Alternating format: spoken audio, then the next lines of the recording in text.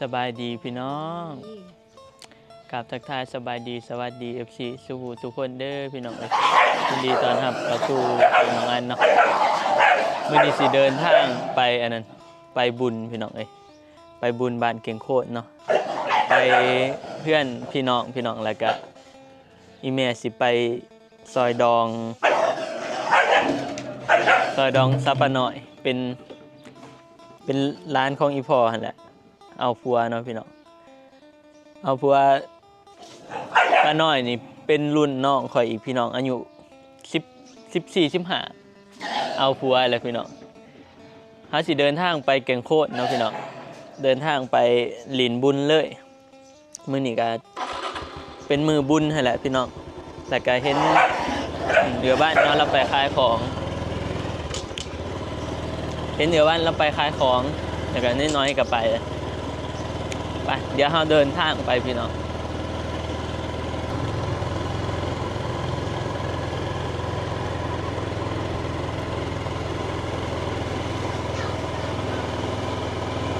ไปพี่น้องเดินทางไปเนาะ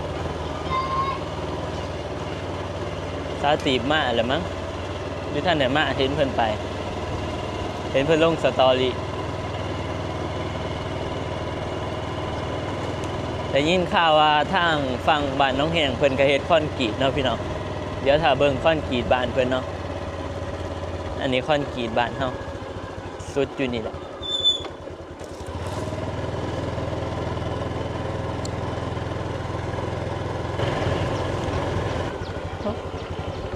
นี่พี่น้องอันนี้เป็นคอนกรีตบ้านทางแหงเนาะมันมีเบื้องนั้นอีกเป็นคอนกรีตอีก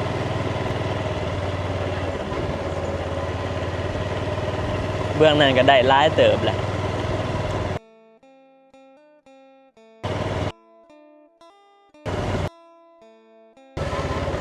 มันอาจ4 ปีนี่มันเริ่ม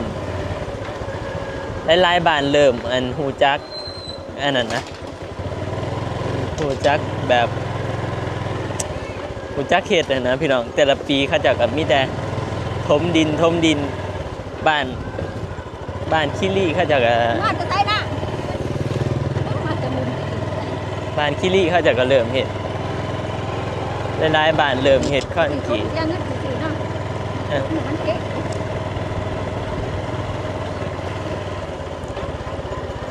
นี่เบื้องนี่เขาก็จะเฮ็ดนี่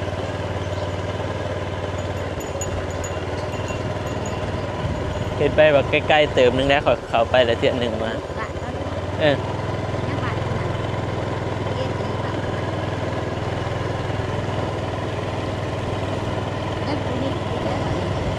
นี่แล้วทางเข้าไป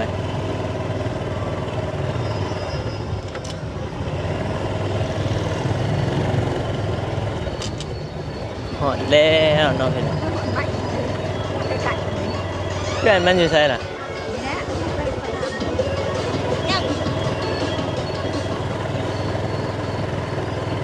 บ่เคยมาจ้าเถื่อพี่น้องเลยบ่เคยมาเฮือนอันนี้จักเถื่อหากเคยมาอยู่เก่งโคตร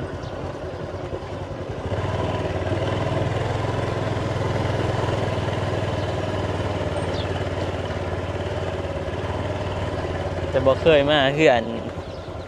สักปะหน่อยจักเถื่อแคมทงหน้าเนาะ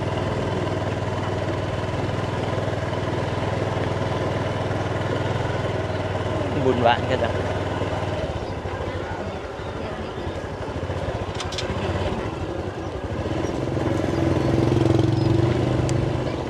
มาพี่น้องตอนนี้เราก็เดินทางมาหอดเลยเนาะ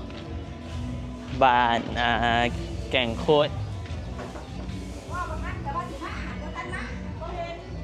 อันนี้เรามาหอเทือนอยากให้สิขึ้นไปเถิงพี่น้อง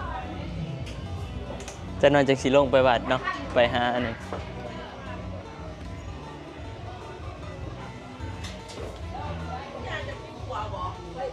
กินยังบ่ได้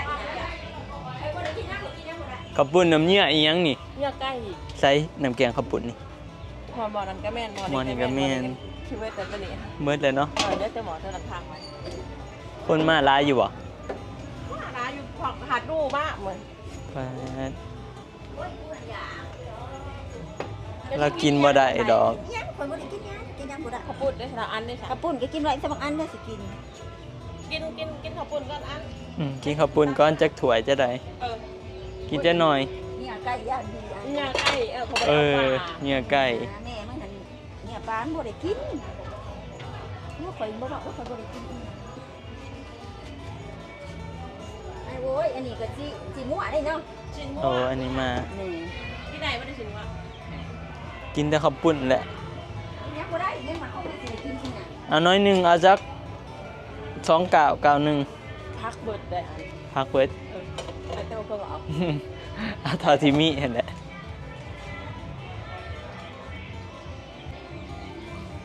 หมูข้าวปุ้น เขาว่าอันสิน่ะจังได๋บ่ โอ้ยคนในบ้านเขามาลาอยู่ดอกกว่า เอามากๆบ่ทันคับ แกซิซี่น้ำแกงข้าวปุ้นจะน่าจังสิลงไปวัดเนาะพี่น้องจักโลนี่เอาข้าวปุ้นนี่บุญบาทเอาข้าวปุ้นจักโล ทำสีเรื่องว่าเท่านี้แหละ 30 โลเหลือหั่นนี่ เออ เบิ่งสิอันซิมข้าวปุ้นกันพี่น้องยังสิลงไปวัดเนาะ เจ้าของคนกำเดี๋ยวว่าอย่าง โอ๊ตแล้ว ไปแล้วไปไป โอ้เดี๋ยวไปเอาอันเงินไปให้เขาเด้อเอายังน่ะไปให้ข้าวหมูอ่ะข้าวกล้วย เออ เอาได้แก่บ่บ่ผมว่าบ่เห็นแม่จะช่วยหรือว่าลองคืนบ่ค่อยก็บ่ทันช่วยไผเนาะเพิ่นว่าบัดบุญ บัดพัวอีปลาหน่อยเด้ซะ เมื่อทรงหมูมัน มันก็อยู่ผิดอยู่ผิดพี่บ่ ดูพี่นอนเงื่อนหนีว่าท่านไม่มีใครไปนอนไม่มีแต่ขี้ฝุ่นเลย คุณสุปัดเอาเงินมาเฮิงนี่แหละมาเฮิงน่ะก็ปัดเอาแล้วก็ซ้ำในมือ โอ้สิเมื่อดูว่าอย่างเอ้ยไปกับบ่ได้ไปไปกับบ่ไปบางกับบ่ไป สิเมื่อไทยเขาบ่ เออ อีปลาหน่อยก็เมื่อคือกัน เมื่อแต่ว่า ต้องไปได้เมื่อไทย มาวันที่เช้า ไป แต่ อัน เว้ นั้น นแหละ มาจะต้องไปมุ่งหนึ่งมุ่งสองมุ่งหาก็ได้หลายเขามาหยอดสภาพได้ใช่ พายสิหูว่ามีเอ็นยอดชาวพระเป็นบุญจะใดก็บ่ฮู้แหล้ว เข้าก็บ่อยาก คือว่าพาอีเมลมาแล้วจังมาจะสิมา พากูไปนะพี่ไปบ่ไปบ่ได้กินข้าวปุ้นเพิ่นว่ามื้ออื่นจังสิไปมันมื้ออื่นน่ะว่าไปถ่ายเด็กแขวว่าไปพี่พากูไปบ่เด็กแขวนอนมันก็ได้ดูมาแต่สิ ไม่ใช่หนามอีกอัน พอแล้วยามมันเก็บ อันสิพากูไป แซ่บอยู่เนาะมันหักเสียดายมันบ่มีผัก มันก็มีผ่าพักเปิดได้ใช่ ผักมันเห มั มื น อน ได้พากูเข้ามา เอาว่า ใส่ ผมช่วยใช่ไหม พอแล้วมันเด็กอันนี้มันเด็กกอยเลย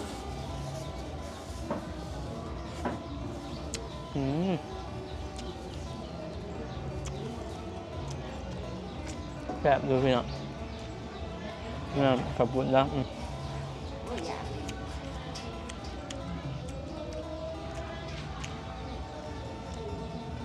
จังหน่อยเดียวเขาคือลงไปอันนั้นลงไปวัดเนาะไปเบิ่งนิดหน่อยหรือว่าไปขายของอยู่ฮะ คันเขาอยาก มันอยาก นี่จะบอกน้อยๆแต่ว่าแล้วก็คุมเนี่ย จะบอกนิดหน่อยมากก็ไปมากก็บอกอาม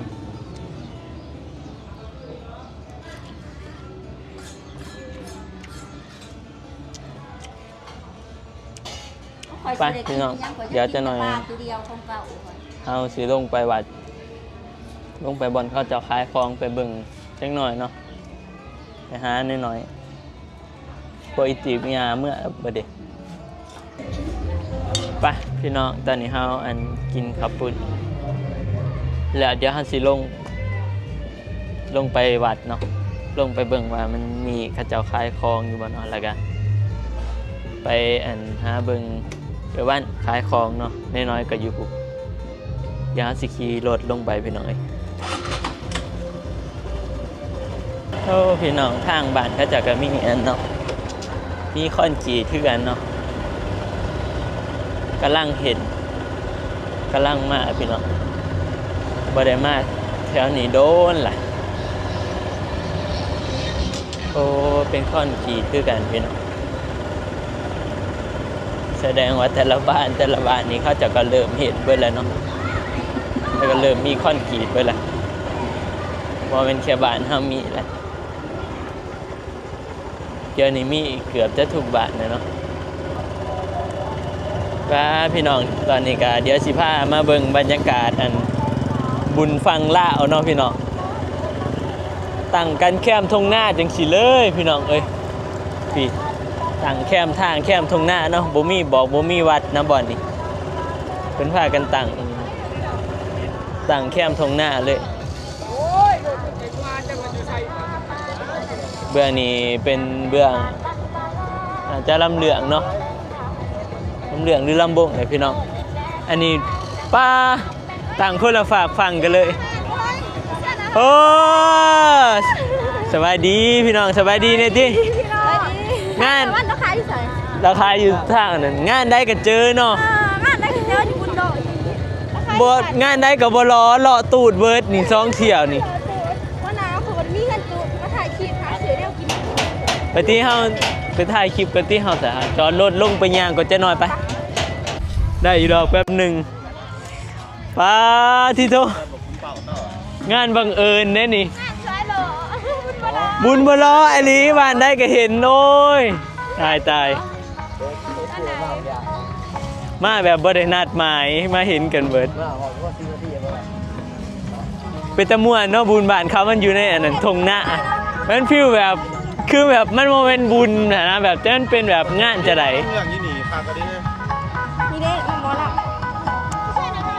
อันนี้หมอลำเรื่องพี่น้องเบิ่งที่งานบุญมันเป็นตะม่วนใดเขาเจ้าจัดเฮ็ดอยู่ทงหน้าอันนี้หน่อยมันขายอยู่แค่ปกติเฮาสิเห็นแต่ในอันนั้นเห็นแต่ในวัดเนาะงานบุญนี่สิอยู่แต่ในวัดเขาเจ้าสิบ่ค่อยแบบจัดนอกจากสิจัดอยู่ในบริเวณวัดนะแต่ว่าอันนี้พี่น้องเพิ่นพากันจัดอยู่ทงหน้าเบื้องนั้นก็ลำบงไปย่างไปลินพุ่นไปร้านขายของเพิ่นก็จะขายแบบบ่ได้มานะขายแบบตั้งไปเลยเลยนะพี่น้องตั้งยายไปเลยเนาะบ่ได้ตายโตว่าสิตั้งจัดเป็นตั้งบ่อนใดหั่นนะ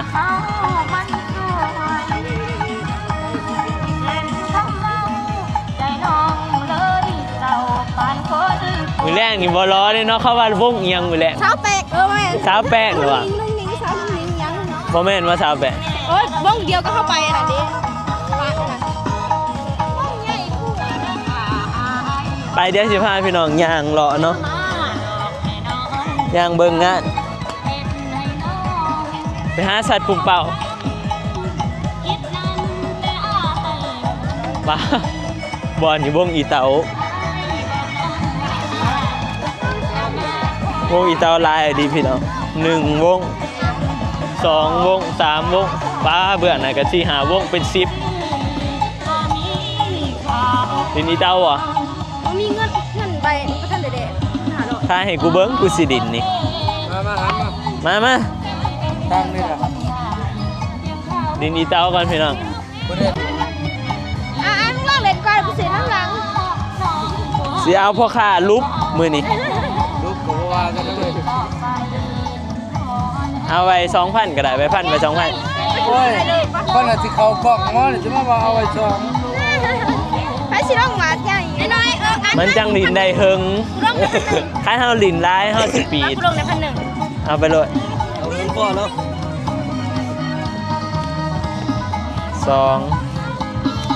ลงเลยนะ4 6 8 9 10ใกล้2 4 6ป้าเงิน1,000 3-4ดินลงมาละ1,000พี่น้องเลยดินเบิดมือ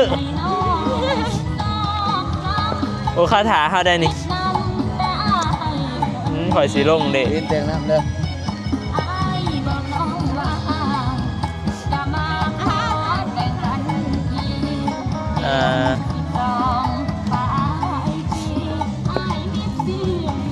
ใช้อาทิตย์ละวันละ1,000 ยายมันโลด1,100นี่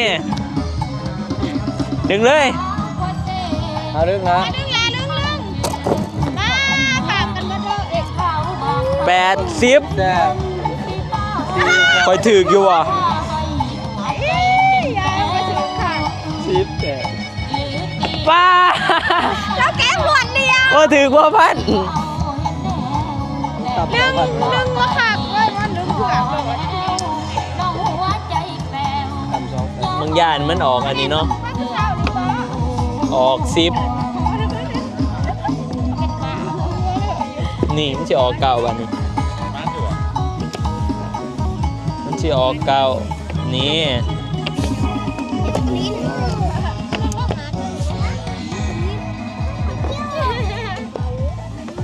หามาอีกที่1,100อันนี่มา ดึงเบิ้งคอยดึงเอง คอยเอาลงกระดานนะ แต้มเลยเฮ้ย หาแล้ว หาแล้วบอ โอ้แซ่บ โอมแตะ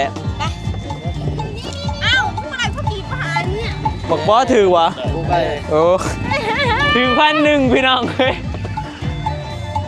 เดี๋ยวถึง1,100เฮ้ย หาพันเหรออืม ตำ2,000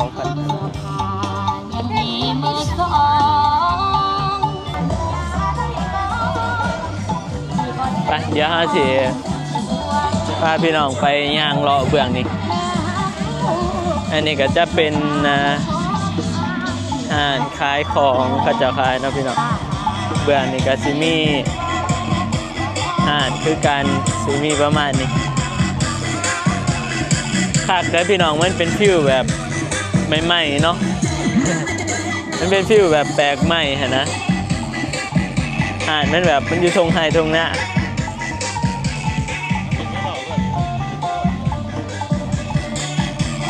สัตว์ผมเนาะ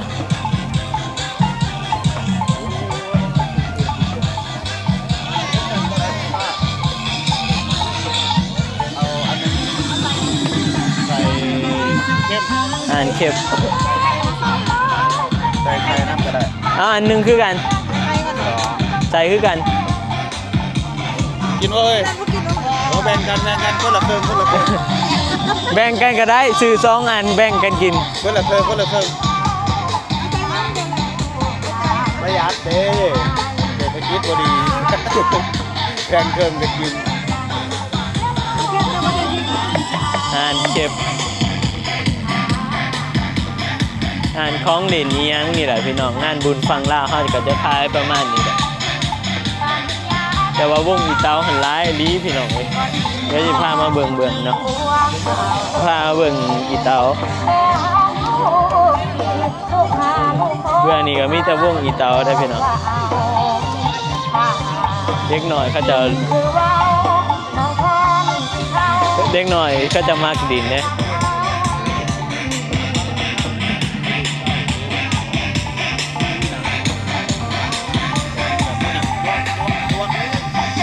โอ้โหไหนลาจบเอ้า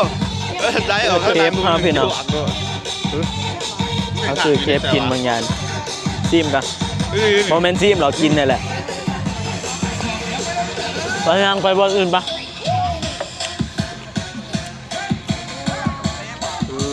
ย่างไปเบื้องข้าวผัดกุมเปล่า เด็กก็สภาพได้เนี่ยก็อยู่ก่อนอยู่เนาะ แซ่บอยู่พี่น้องเคฟเพิ่น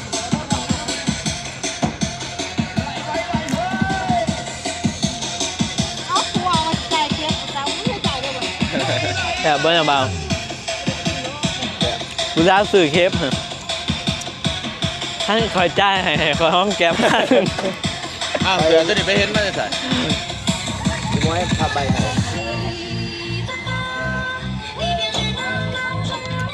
เอาบอสก็ให้หอมแก้มบาทหนึ่งใจายค่าเคฟไปครับ เอาแล้วทำแกมกดแกมแล้วกับผสมนะ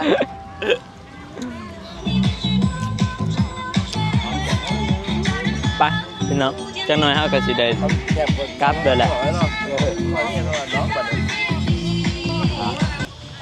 ไปพี่น้องตอนนี้ก็ ตอนแรงๆเนาะหลังจากที่เฮาพากันรอดินในงานบุญแล้วพี่น้องเฮาก็สิเดินทางกลับบัดนี้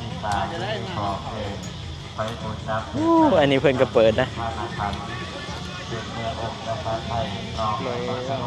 อันนี้โอ้นี่ไปเดี๋ยวเฮาสิเดินทางกลับก่อนพี่น้องเอ้ยเพราะว่ามากับอีเมเดี๋ยวมื้อแรงจังสิมาลิ้นใหม่เนาะคันสิมาเบิ่งมื้อแรงพี่น้อง